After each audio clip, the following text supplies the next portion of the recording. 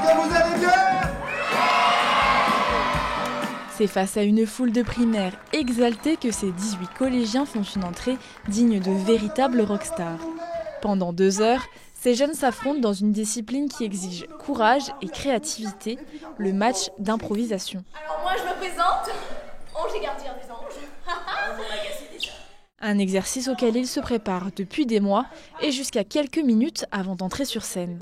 En gros, on avait des ateliers le lundi de 1h30, donc de 17h à 18h30, dans lesquels on apprenait les thèmes, les improvisations. Alors moi ça fait 2 ans que j'en fais, donc là j'essaye de progresser parce qu'une fois qu'on a les bases, il faut essayer d'aller au plus loin possible. Les bases c'est savoir gérer son stress, savoir les catégories, comment ça se fait, etc.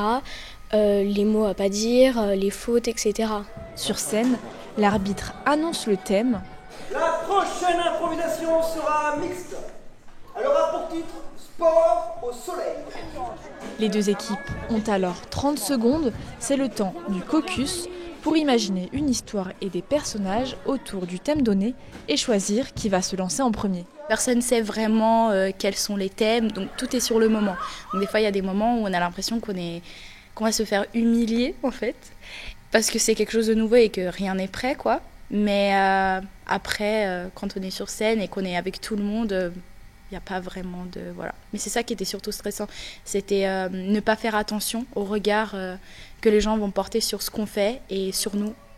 Organisés depuis 2010 par la Fondation Culture et Diversité, les trophées d'improvisation visent à développer l'épanouissement et le vivre ensemble des collégiens d'éducation prioritaire et de zones rurales. On est en contact avec 31 compagnies partout en France, ce sont des compagnies partenaires.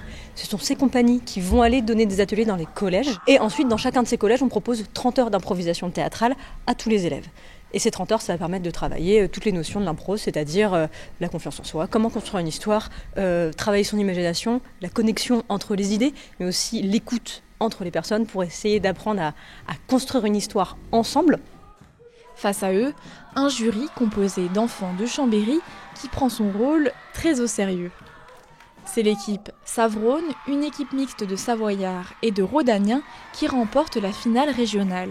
Ils ont tout donné, ils ont vécu des belles impros, des impros moins bien, mais en fait ça fait partie du parcours artistique d'un artiste qui des fois réussit des choses, réussit pas des choses, mais que globalement au final du spectacle, il s'est passé un bon moment, ils ont échangé avec les autres, ils ont joué avec l'équipe du Rhône qu'ils ne connaissaient pas la veille, voilà, c'est ça l'intérêt et la magie du match d'impro. La finale régionale s'étant déroulée à Chambéry, ce sont les jeunes Savoyards qui monteront à la capitale représenter la région Auvergne-Rhône-Alpes lors de la finale nationale le 3 juin prochain.